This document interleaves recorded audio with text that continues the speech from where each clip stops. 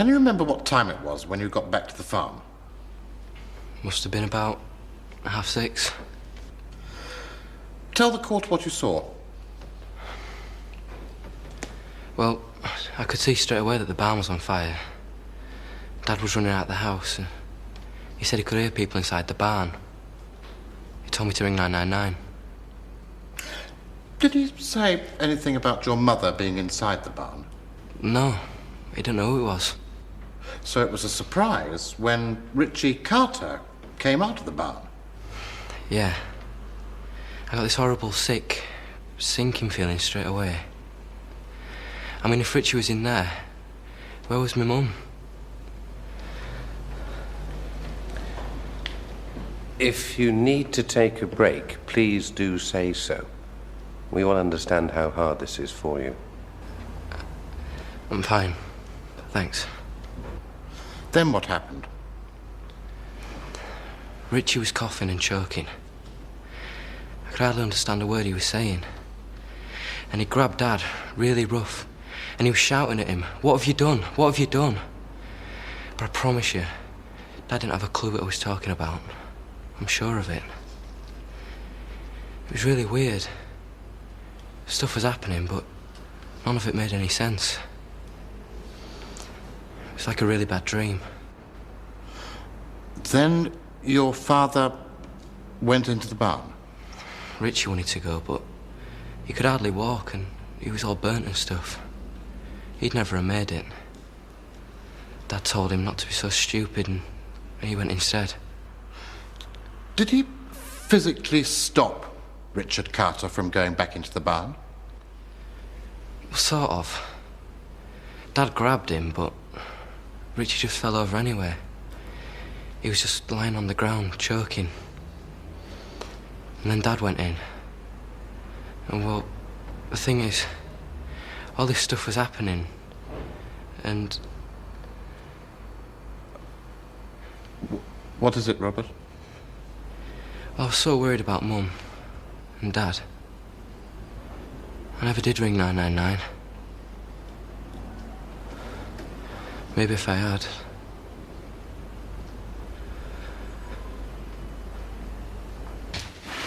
Nicola, I saw Mrs. Hope. She told me everything. What about? You know perfectly well.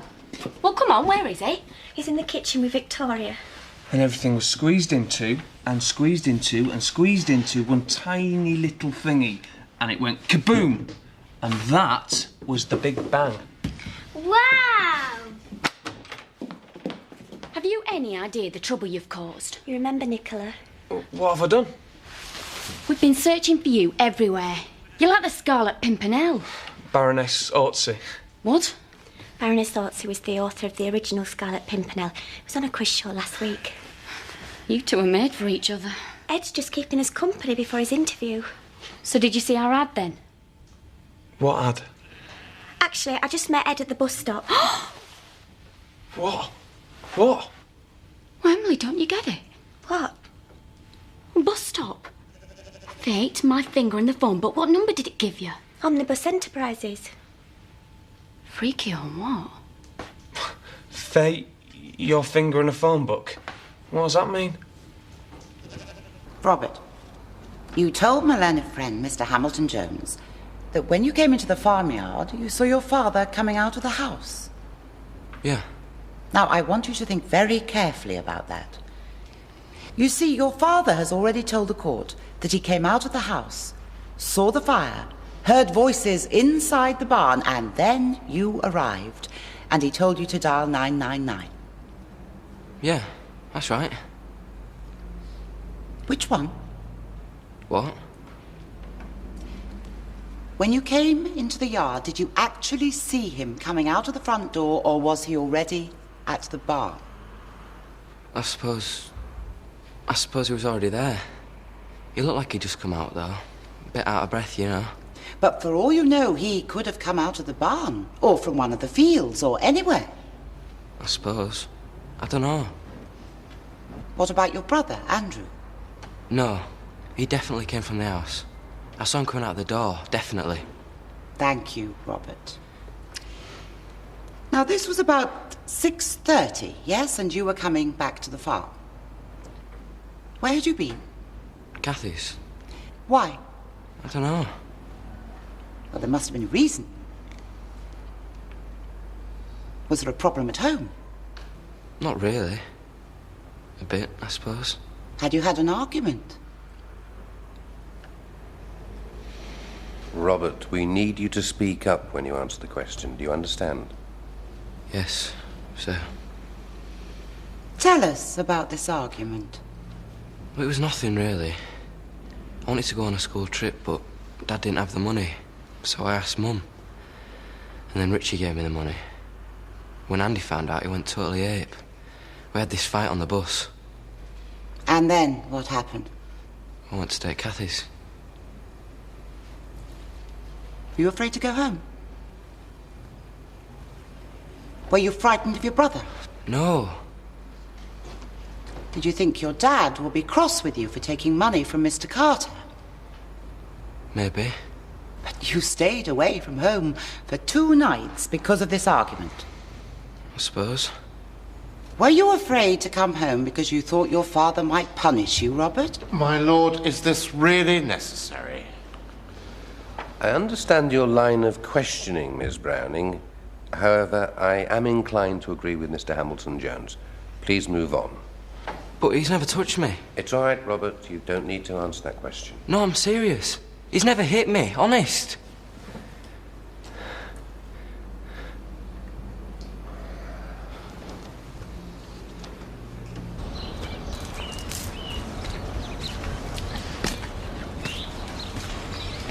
Where are the essential materials, then? You what?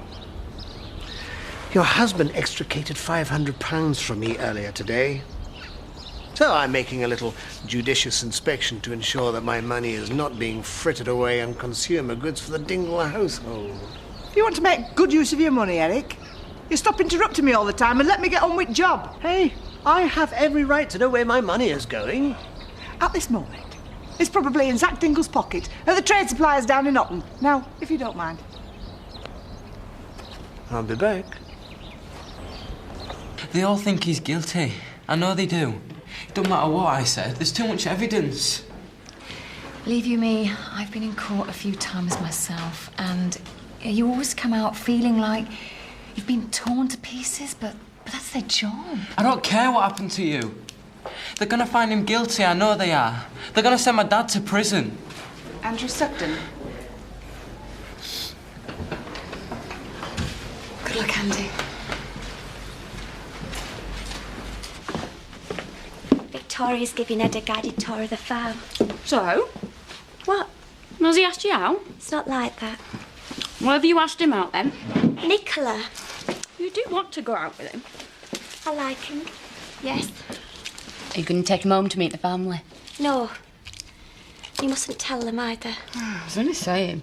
I'm going to see Mrs. Hope later and ask her to be discreet. Why? When Butch died, I thought I'd lost everything. The man I loved had gone and I'd hardly seen me dad in I don't know how long.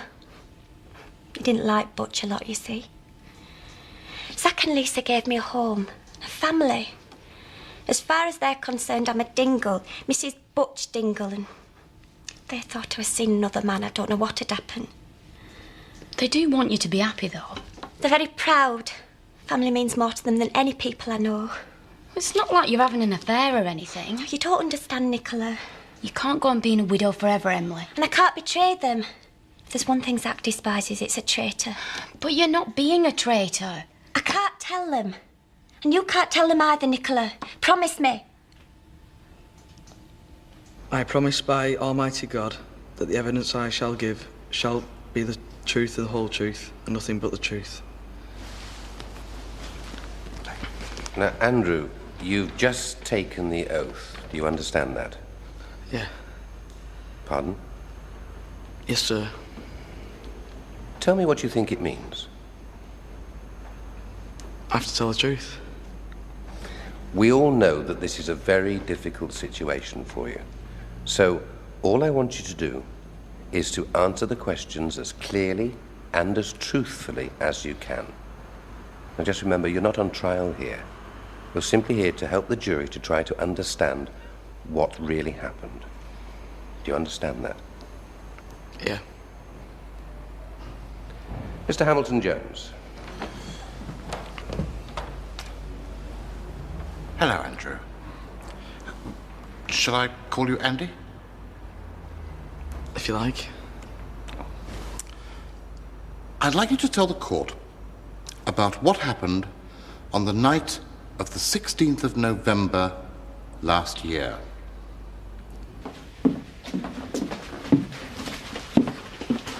Sorry, I have to go. You'll be late for your interview. I've had a great time. What's the job? What? Your interview, what's it for? Oh, I'll tell you if I get it. It's not that I'm superstitious or out, it's just I can't prove to myself I'm not, if you get me meaning. I do. Have you got a phone number? You know where I work. Oh, you're not on the phone? If you want to find me, I'm in the shop most days. Oh, OK. People always take the mick out of me turning up for things early. But it's worked out all right today, hasn't it? Good luck.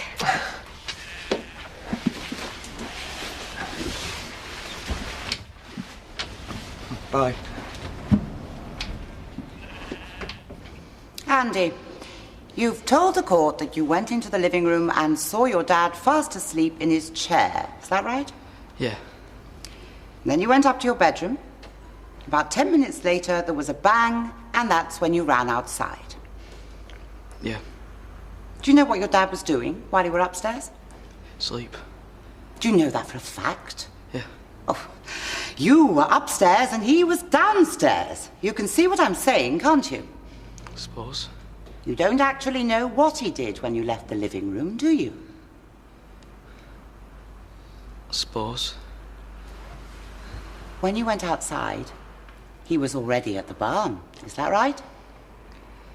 Yeah. Do you know how long he'd been out there? He must have ran out when he heard the bang. But you didn't see him do that, did you? No. You didn't, did you? So he could have been anywhere. Mr. Carter has told the court that he saw your father in the barn shortly before the fire started. Yeah, but he's lying, isn't he? I'm telling you, Kate, Dad was asleep. I left him in the living room, I turned off the light, and he was spark out. Why don't you believe me? I'm not questioning your honesty, Andy, but the fact is you don't know that he didn't wake up as soon as you left the room, do you? That's true, isn't it? No, it isn't. He wasn't out there. Don't you understand anything? What makes you so sure, Andy? Because I'm telling you. It's all right, Andy. There's no need to get upset. If there's something else you can tell us that will help to establish where your dad was, then we'd like to hear it. Yeah, well, there is something I want to say. Yes, Andy. Oh, I've had enough of this. Andrew? I've had enough. I'm not answering all your questions. Andy! Behave yourself. Mr. Sugden, please. This is all your fault, this. Andy! Just get off my back, the lot of you.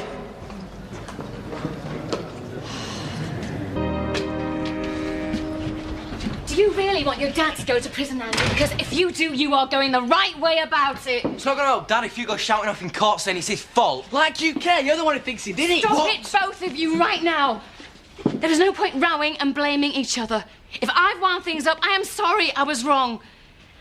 Now listen to me, Andy. The judge understands how upset you are, and he's prepared to forget about today, amazingly, considering he had to adjourn the whole proceedings because of you.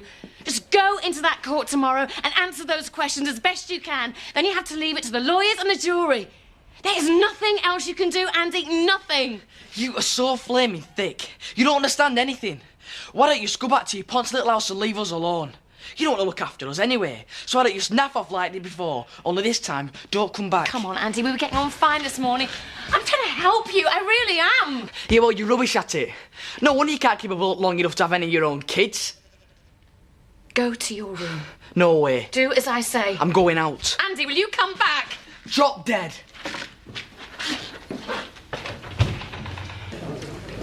Well, I've seen a whole side of Jack Sugden that I've never seen before. I mean, those two boys seem so frightened of him. And Robert, he was obviously terrified of saying out against his dad. And as for young Andy, well, I don't think I should tell you what he said. Well, come on, Betty, you've got to now. Well, He pointed at Jack and he said, "It's all your fault." What did he mean? Thy sins shall find thee out. It sounds more like a case of thy sons shall find thee out. Wash your mouth out, Seth Armstrong. No, Jack Sugden is still innocent until he's proven guilty. Just shut up. Shut up, the lot of you. Leave me alone.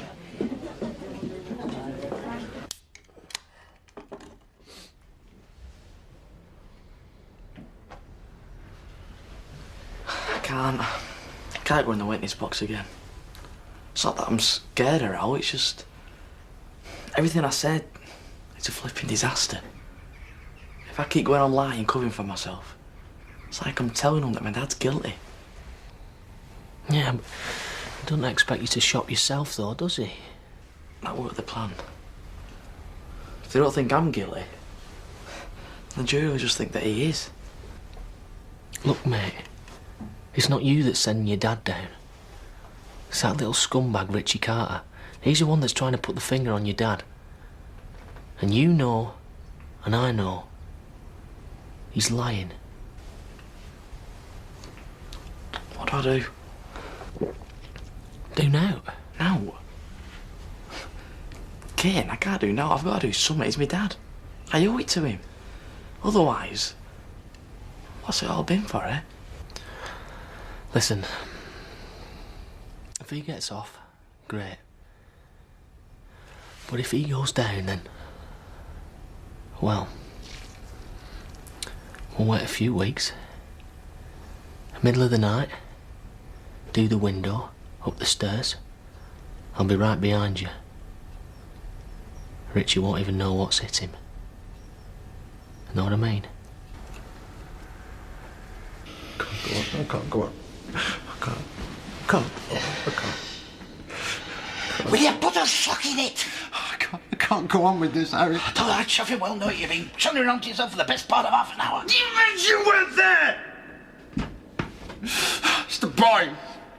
It's killing them. Well, if you really want to put a stop to it... Yeah, I do! Well, you better think about changing your plea then, hadn't you?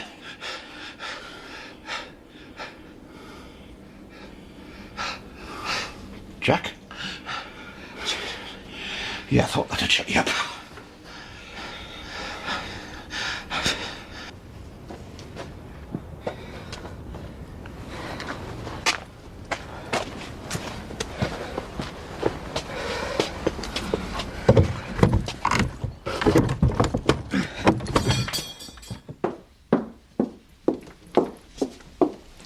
I'm just off, Mum. Look, I'm sorry about earlier. Must have sounded like we weren't taking it seriously. How do you think it's going? I mean, really going? You go on, Pet. Mum. Really, please. I'll be fine.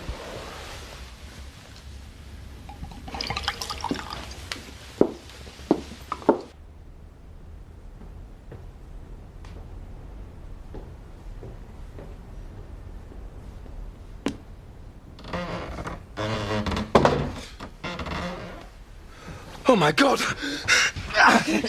Don't move. Andy, what are you doing? Thinking about smashing your face in. Oh, this ain't happening. Why are you doing it, Richie? Why are you trying to make my dad go in prison? You've took my mum. I've never had a mum before, and now you've took her. You've ruined our family. What more do you want? Andy is a murderer. He started the fire, I saw him. Me and Sarah, we both did. No, he didn't. Yes, we did. No, you didn't. Yes, I did. Andy, I was there. Oh my God. Oh my God. You were there too, weren't you? Yeah. It was you. Dad were asleep, like he said. So you are a lying scumbag. No. We heard footsteps. Sarah pushed me down behind a hay bale. She said it was Jack. And I could smell the petrol. I could smell the petrol, Andy. In my mind, I can see him emptying the petrol all over the hay. All jealous and angry. But I suppose we were hiding. So I couldn't have done. What are you going to do? You're a little animal! You murderer! What are you doing? You need to be locked up, Sugden. You weren't supposed to be there. What were you doing? You hate me. Did you hate your mum that much, Andy? We're doing it for the insurance. To get things better again. And then you had to go and drag Sarah in there. And now you're telling the court that you were Jack. I'll have no one, Richie. Richie, all I ever wanted was a family. Why don't you ring someone, Andy? Tell him the truth. You just might. And everyone will know what a lying scumbag you are. And again, might not bother anymore. Do what you like.